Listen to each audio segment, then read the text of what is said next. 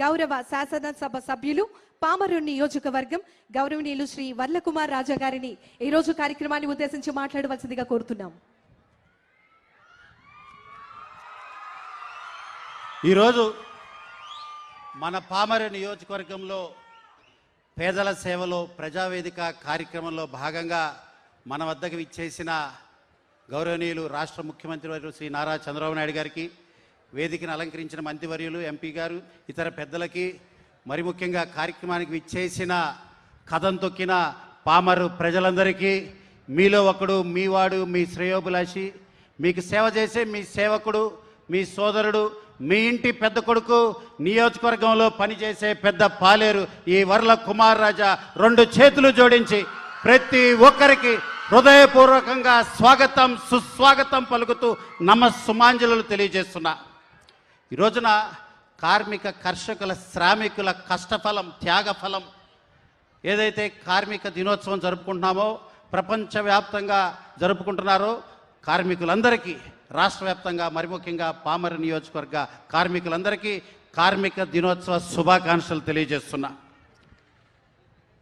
Pension పంపిణీ ప్రజాసేవలో భారతదేశ చరిత్రలో, ఆంధ్ర రాష్ట్ర చరిత్రలో సాక్షాత్తు ప్రతి నెల 1వ తారీఖున పెన్షన్ అందించడానికి ఏదైనా ముఖ్యమంత్రి వచ్చి అందిస్తున్నాడంటే అది కేవలం మన నారా చంద్రబాబు నాయుడు గారి భారతదేశ చరిత్రలో నా భూతో నా భవిష్యత్తు. ఈ రకంగా ఒక ముఖ్యమంత్రి దిగి వచ్చి నేనే వచ్చి పెన్షన్ అందిస్తా, మీ బాగోగులు తెలుసుకుంటా, అవ్వ తాతల్ని పరామర్శిస్తా, వితంతులకి ధైర్యం ఇస్తా, దివ్యాంగులకి నా అండదండలు తెలియజేస్తా అని వచ్చి ఒక నమ్మకం, ఒక ఆత్మవిశ్వాసం, ఒక భరోసాని కలగజేస్తున్నారంటే ఈ రోజున మధ్యతరగతి వారు కానీ ఇతరులు కానీ అమ్మో 1వ తారీఖు అంటే కొద్దిగా కంగారు పడతారు, బిల్లులు కానీ ఇంకేదన్నా కంగారు పడతారు అమ్మో 1వ తారీఖు అని. కానీ ఆంధ్ర రాష్ట్రంలో ఉన్న పెన్షన్దారులు మాత్రం అమ్మయ్య 1వ తారీఖు వస్తుంది, అమ్మయ్య చంద్రన్న ఇస్తున్నాడు, అమ్మయ్య చంద్రన్న వచ్చి మనకి పెన్షన్ అందిస్తాడనే ఒక మనోధైర్యాన్ని, ఆత్మవిశ్వాసాన్ని కలగజేశారంటే అది కేవలం మాన్యశ్రీ ముఖ్యమంత్రి చంద్రబాబు నాయుడు గారి వల్లే సాధ్యమైందని కూడా నేను తెలియజేస్తూ, మరి ఈ రోజున కృష్ణా జిల్లాలోనే అత్యధిక పెద్ద నియోజకవర్గం విజయవాడ బార్డర్ నుండి మచిలీపట్నం ముంగిటి వరకు విజయవాడ పామరు నియోజకవర్గం ఉంది. 78% వ్యవసాయ ఆధారిత నియోజకవర్గం మంది. కృష్ణా జిల్లా వ్యవసాయ జీడిపిలో 27% కాంట్రిబ్యూషన్ ఉంది. నేను ఈ రోజున ముఖ్యమంత్రి చంద్రబాబు గారికి విజ్ఞప్తి చేసేది ఏంటంటే, సార్ పాండవుల భోజనానికి కూర్చున్నప్పుడు పాండవులు అందరూ 5గురు కూర్చున్నారు కదా అని సమపాలుగా భోజనం పెడితే భీముడు డొక్కెండిపోతుంది సార్. మరి వ్యవసాయ ఆధారిత నియోజకవర్గం 80% నియోజకవర్గం ఉన్న పామర్ని ప్రత్యేకంగా వ్యవసాయానికి సంబంధించి నిధులు అధికంగా కేటాయించమని ప్రత్యేకంగా విజ్ఞప్తి చేస్తున్నాను సార్. ఆ రకంగా కేటాయిస్తున్నారు. మీరు రైతు బిడ్డ కాబట్టే, రైతు కష్టం తెలిసిన వాళ్ళు కాబట్టే ఈరోజు అన్నదాతకి అండగా ఉంటున్నారు. గత 5 సంవత్సరాలు వ్యవసాయం దండగా వైకాపా ఉండగా అనే పరిస్థితి నుండి చింత ఎందుకు చంద్రన్న ఉండగా అనే పరిస్థితి తీసుకొచ్చారు. రైతన్నలందరికీ ఒక ధైర్యాన్ని నింపారు సార్. రైతు కష్టం మీకు బాగా తెలుసు. ఎంత కష్టపడతాడు రైతన్న. రేయనక పగలనక, ఎండనక వాననక, వాగనక వరదనక, ముల్లనక ముప్పనక, రాయనక రప్పనక, దుమ్మనక దుప్పనక, పురుగనక పామనక, కోడి కూత కుయ్యగానే నాగలెత్తి పొలం చేరి, డబ్బు లేక అప్పు చేసి 6 కాలం కష్టపడి పండించిన ధాన్యాన్ని బస్తకట్టి బండికెత్తి తీసుకెళ్లి ప్రభుత్వం చేతిలో పెట్టిన కొన్ని గంటల్లోనే ధాన్యం డబ్బందించిన ఘనత మన కూటమి ప్రభుత్వాన్ని, ముఖ్యమంత్రి చంద్రబాబు గారితో కూడా మీకు తెలియజేస్తున్నా, గుర్తు చేస్తున్నా. సార్, మా రైతుల విజ్ఞప్తి ఒకటే, పండించిన ధాన్యం ఉత్పత్తులు పంటలో నుంచి, ఆ కల్లాలలో నుంచి బయటికి తేవాలంటే లింకు రోడ్లు, డొంక రోడ్లు కావాలి. రీకార్టింగ్ కాస్ట్ ఎక్కువ అవుతుంది. అక్కడే పొలంలో ట్రాక్టర్ లోడ్ చేసుకొని ఆ ట్రాక్టర్ గుండా, లింక్ రోడ్డు గుండా బయటికి తెచ్చి లారీలకు లోడ్ చేయటం డబల్ కాస్ట్ అవుతుంది.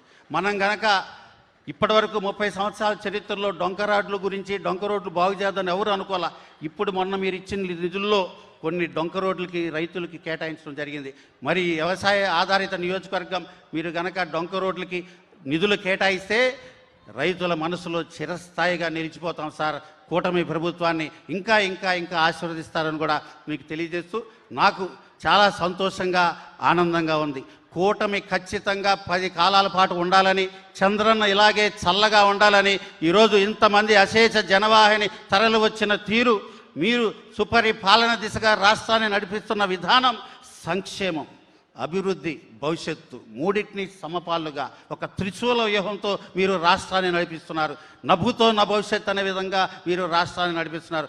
మీరే చేయగలరు, మీరే చేస్తారనే దృఢ విశ్వాసంతో, నమ్మకంతో ఈరోజు పామర నియోజకవర్గం కానీ ఆంధ్ర వ్యాప్తంగా ఉన్న ప్రజలందరూ కూడా పూర్తి విశ్వాసంతో ఉన్నారు సార్. మీరు చేయాలని మరి ఒక్కసారి విజ్ఞప్తి చేస్తూ, అదేవిధంగా డ్రైనేజ్ వ్యవస్థ, అదేవిధంగా శ్మశాన వాటికలకు సంబంధించి ఒక 10 ఎకరాలు ఖచ్చితంగా యుద్ధ ప్రాతిపదిన నియోజకవర్గ వ్యాప్తంగా ఒక 10 ఎకరాలు ఇస్తే 20 శ్మశాన వాటికలకి పంచవచ్చు సార్. చాలా ఇబ్బందిగా ఉంది.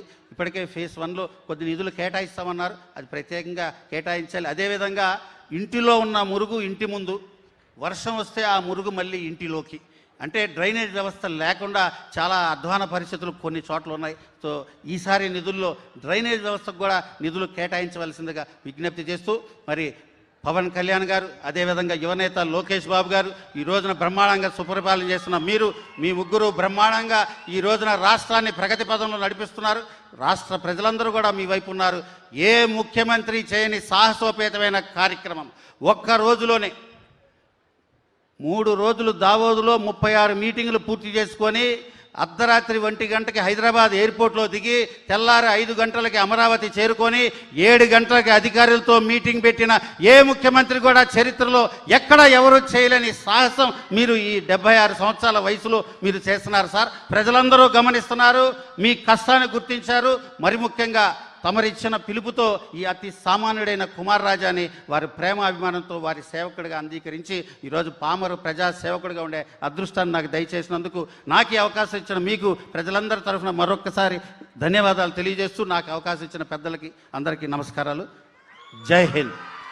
ధన్యవాదములు సార్.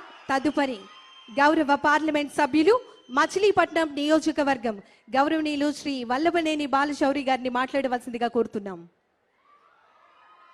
కార్యక్రమానికి ముఖ్య అతిథులు మన ప్రియతమ ముఖ్యమంత్రి చంద్రబాబు నాయుడు గారు, అలాగే వేదిక మీద ఉన్నటువంటి పెద్దలు, ఇక్కడికి విచ్చేసినటువంటి పామర అశేష ప్రజానికానికి అందరికి కూడా మొట్టమొదటిగా నా హృదయపూర్వక నమస్కారం. ఈరోజు మే 1 కార్మికుల దినోత్సవం సందర్భంగా కార్మిక సోదరులందరికీ కూడా శుభాకాంక్షలు తెలియజేస్తూ, మచిలీపట్నం పార్లమెంటుకు సంబంధించినటువంటి 3-4 ముఖ్యమైనటువంటి విషయాలు గౌరవ ముఖ్యమంత్రి చంద్రబాబు నాయుడు గారి దృష్టికి తీసుకొచ్చి వాటిని వీలైనంత త్వరగా కొంచెం పరిష్కారం చేయాలని చెప్పేసి రిక్వెస్ట్ చేస్తున్నాను సార్. మొట్టమొదటిగా కృష్ణా డెల్టా రైతాంగం పడుతున్నటువంటి కష్టాలను చూసి షరతుల పట్టాలు సమస్యను పరిష్కారం చేసినందుకు కృష్ణా డెల్టా రైతాంగం తరపున మొట్టమొదటిగా ముఖ్యమంత్రి గారికి నేను ధన్యవాదాలు తెలియజేస్తా ఉన్నాను.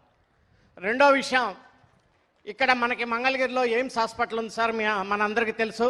అది మీ టైంలోనే బ్రహ్మాండంగా అభివృద్ధి చెందింది. భారతదేశంలోనే వన్ ఆఫ్ ద బెస్ట్ కాలేజీగా అది తీర్చిదిద్దుకున్నారు. నేను కూడా ఎంపీ నుంచి 2 డైరెక్టర్ పోస్టులు ఉంటాయి, ఒక డైరెక్టర్ని సార్ దాంట్లో కూడా. అయితే పామర్రు నియోజకవర్గానికి ఒక శాటిలైట్ సెంటర్ ఇవ్వమని చెప్పేసి నేను తీర్మానాన్ని మూవ్ చేశాము మీటింగ్లో. దాన్ని 1 ఎకరం 2 ఎకరాల స్థలం కావాలి, మార్కెటింగ్ యార్డింగ్లో కానీ వేరే చోట కానీ ఇచ్చినట్లయితే, ఇక్కడ రూరల్ ప్రాంతం కాబట్టి ఇది పామర్రు నియోజకవర్గం, మంచి ఎయిమ్స్ అంటే మంచి డాక్టర్స్ ఉంటారు కాబట్టి దాన్ని ఒకటి మీరు కూడా ఢిల్లీ వచ్చినప్పుడు నడ్డా గారితో మాట్లాడి అది కానీ ఇప్పించినట్లయితే తప్పకుండా ఈ ప్రాంత ప్రజానికానికి అది ఒక వరంలాగా ఉంటుందని చెప్పి మొట్టమొదటిగా మిమ్మల్ని విజ్ఞప్తి చేస్తానన్న ముఖ్యమంత్రి గారిని. అదే రకంగా ఉమ్మడి కృష్ణా జిల్లాకి సంబంధించి జలజీవన్ మిషన్ మీకు అనేక సార్లు కూడా నేను రిక్వెస్ట్ చేశాను సార్. కృష్ణా నది పక్క నుంచి బ్రహ్మాండంగా పారుతూ ఉంటుంది. దాదాపు ఈ సంవత్సరం 1500 టీఎంసీ వాటరు సముద్రంలో కలిసింది. కానీ ఈ ప్రాంత ప్రజానికానికి తాగటానికి మంచినీళ్ళు లేక చాలా ఇబ్బందులు పడుతున్నటువంటి విషయం చూసాం. మీరు అనేక సార్లు గౌరవ ప్రధానమంత్రి గారితో మాట్లాడటం వల్ల జలజీవన్ మిషన్ కూడా ఎక్స్టెండ్ చేశారు. మరి ఈ డిపిఆర్ కూడా తయారు చేశారు పవన్ కళ్యాణ్ గారి యొక్క అధ్యక్షతన వారి మంత్రిత్వ శాఖలో. మరి దాదాపు 5800 కోట్ల రూపాయలు ఉమ్మడి కృష్ణా జిల్లాకి జలజీవన్ మిషన్ని డిపిఆర్ తయారు చేశారు. దయచేసి కృష్ణా జిల్లాని కూడా మీరు దీన్ని తప్పకుండా దీన్ని ఇంక్లూడ్ చేయాలని చెప్పేసి మంచినీటి సమస్య తీర్చాలని చెప్పేసి కూడా మరొకసారి మీకు దృష్టికి తీసుకొస్తున్నాను సార్.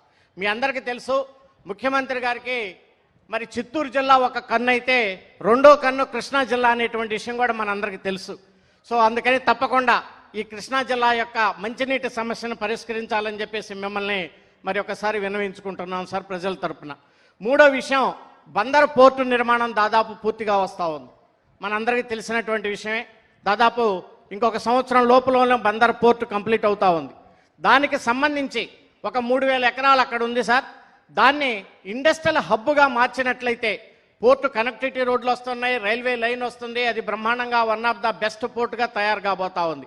దానికి ఆ 3,000-4,000 ఎకరాలతోటి ఒక మంచి ఇండస్ట్రియల్ హబ్గా మీరు తయారు చేసినట్లయితే అనేక మందికి ఉద్యోగ అవకాశాలు వస్తాయి, అలాగే వ్యాపారం చేసుకోవడానికి నిరుద్యోగులకు కూడా అవకాశం వస్తుంది. దాన్ని కొంచెం దూరదృష్టితోటి ఆలోచించి, ఎందుకంటే టెక్నాలజీ విషయంలో కానీ అలాగే ఇండస్ట్రీస్ను స్థాపించడంలో కానీ ముఖ్యమంత్రి గారు చాలా ముందుంటారు కాబట్టి మీరు దీని విషయాన్ని తప్పకుండా ఆలోచించి దాన్ని డెవలప్ చేయాలని చెప్పేసి మిమ్మల్ని కోరుకుంటూ, అదే రకంగా ఈ కరకట్ట లాస్ట్ టైం వరదలు వచ్చినప్పుడు మీరు కేంద్ర ప్రభుత్వంతో కూడా మాట్లాడి ఆ కరకట్టని మనం స్ట్రాంగ్ చేసి దాదాపు కొన్ని 15 లక్షల క్యూసెక్స్ కెపాసిటీని కూడా మనం పెంచి ఆ కరకట్టను కూడా అభివృద్ధి చేద్దామని చెప్పారు సార్.